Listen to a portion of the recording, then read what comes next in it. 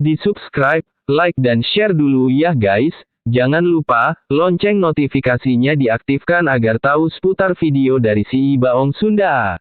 In second place, Gusto Farfus in third, and Mauro Engel from the inside of the second row of the grid getting the best of the starts. And it was Daniel Juncadella who definitely came together with the wall in the number 50 Mercedes. If we go back and have a look at the replay, if they do show us that, as we go on board now, he definitely touched the outside wall of Reservoir Bend. Doesn't look as though there's major damage to the car, but we'll keep you informed as to whether... Oh, no! Oh, mayhem!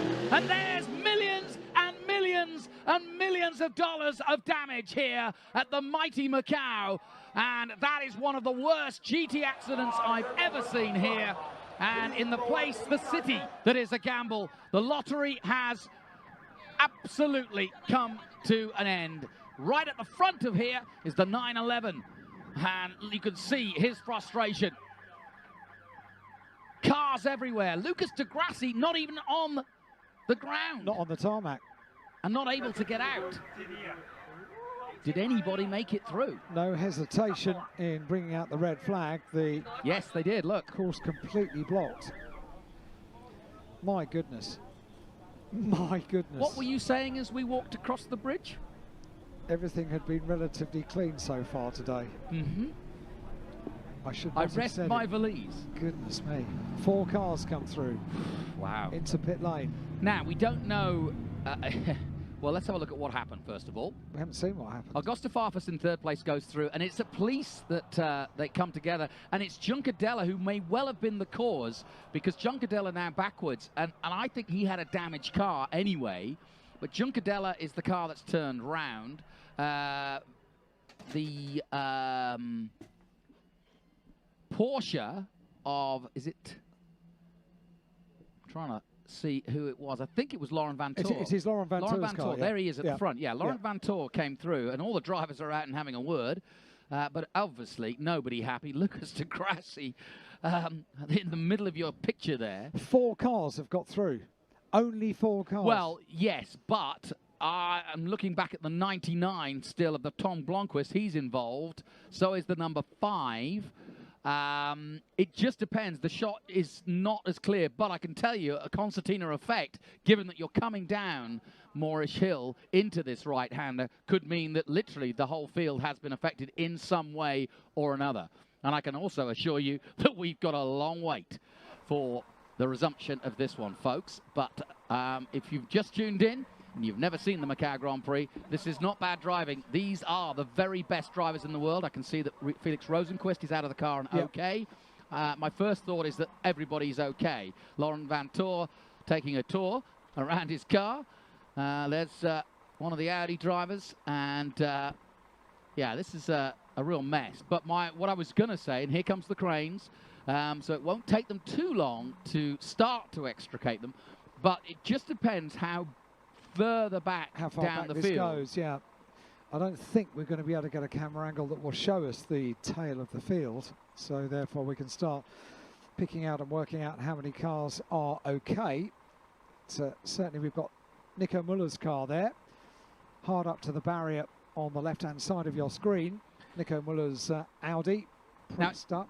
It's a scene I've seen in Formula 3 many times, but never in GTs, not to this extent. No, we did say this the very, very tight section of the circuit, and GT cars get wider and wider, don't they, with every incarnation of a GT car. So the road completely blocked. So I almost can't bear to watch this. I know, it's painful, isn't it?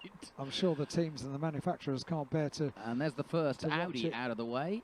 That's the Honda. That's the Excuse me, NSX. that's the NSX Honda. Yeah. Now Marciello is in the pits. And you know what? The other thing that's happening at the moment is it's getting darker and darker, as if rain clouds are looming in. They reckoned on the weather forecast, if we got a shower, a proper shower, it will be about 1 o'clock this afternoon. It's 25 to 1, everybody. Local time. So Rafael Marciello talks to the AMG team. His first outing with this Mercedes crew at Macau in a GT car. And so far he's equipped himself pretty well. But now the tactics are going to go on, because amazingly, besides Juncadella, Here's another look. So Farfus goes through and through a third. There's Juncadella, basically, I think, the cause of the accident, unless Laurent Vantor was trying to go through on the inside. Yeah. Which is a no-no. And it's only a There's guess. just no room. It's only a guess. Look at this. As to what happened leading up to that.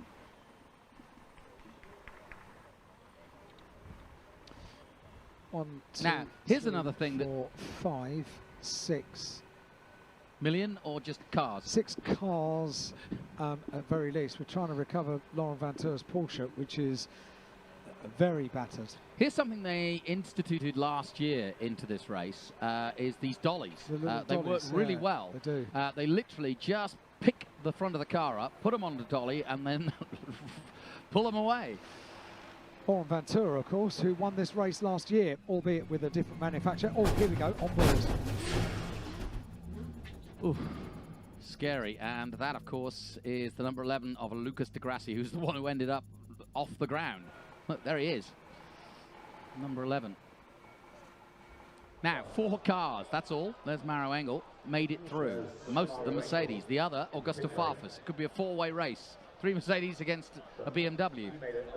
Yeah, what a peculiar situation. I think you're right. I think there are going to be plenty more cars that are unscathed. I mean, looking down to, I would argue that if the other guys were smart enough to get off the brakes or get on the brakes early enough, Rosenquist was definitely involved in the incident because he was out of the car pretty quick. That's 11th place. But we could see the likes of Marco Wittmann, Bertolotti, Dumas, Young, Robin Frins. I say that tentatively. Potentially, this could be absolutely brilliant for Robin. Yes, it could. He needs a recovery. It was a tall mountain to climb from the penultimate row of the grid. But with, obviously he wouldn't want it this way, but with a number of cars not able to take any kind of restart, then a number of places can be made up very, very swiftly. Good news, if there is any good news from this, as they take Jucadella's car out of the way,